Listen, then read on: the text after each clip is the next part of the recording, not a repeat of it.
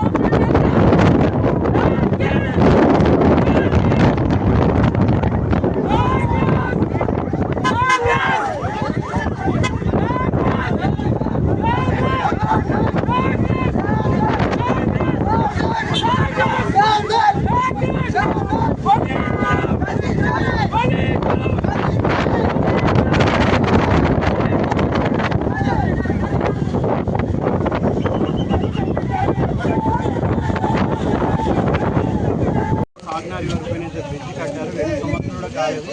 మరి ఈ బ్రిడ్జి ఇక్కడ మధ్యలో సెంటర్లో హోల్ పడి మరి మొత్తం కాంక్రీట్ అంతా కూలిపోవడం జరిగింది.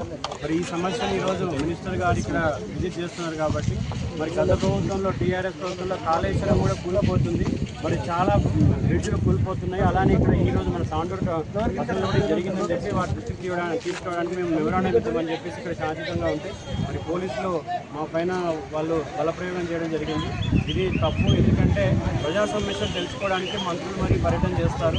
మరి వాళ్ళు హైదరాబాద్లో ఉంటారు. ఇంత దూరం వచ్చి ఈ సమస్య చూడకుండా వెళ్ళిపోవడం దాని పట్ల మేము నిరసన వ్యక్తం చేస్తున్నాం. ఇంకోటి ఏంటంటే ఆల్రెడీ ఈ సమస్య బయటకు వచ్చి 3 రోజులు అయింది. ఇంతవరకు ఇంజనీర్ పైన సస్పెన్షన్ కానీ లేకపోతే కాంట్రాక్టర్ పైన ఎలాంటి చర్యలు తీసుకోలేదు.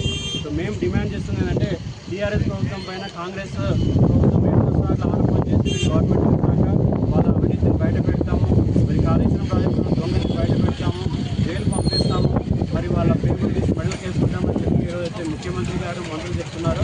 మరి వాళ్ళ కళ్ళ ముందు ఏదో సంఘటన జరిగింది ఇక్కడ. మరి దాన్ని చూడకుండా మంత్రి గారు ఇక్కడికి వెళ్ళిపోవడం అనేది శోచనీయం. సో మేము డిమాండ్ చేస్తుందంటే ఖచ్చితంగా ఈ అవినీతి పైన టీఆర్ఎస్లో జరిగినటువంటి అవినీతి పైన ఖచ్చితంగా ఎంక్వైరీ జరగాలి. మరి టీఆర్ఎస్లో ఈ తాండూరు అసెంబ్లీలో ఏదైతే ఇంతకుముందు నాయకులు ఉన్నారో వాళ్ళందరూ కూడా ఈ అవినీతిలో భాగస్వామ్యం. మరి వాళ్ళని ఈరోజు కాంగ్రెస్లో కలుపుకొని మరి వెంట తిప్పుకోవడం అనేది ఇది కూడా ప్రజలు గమనించాలి.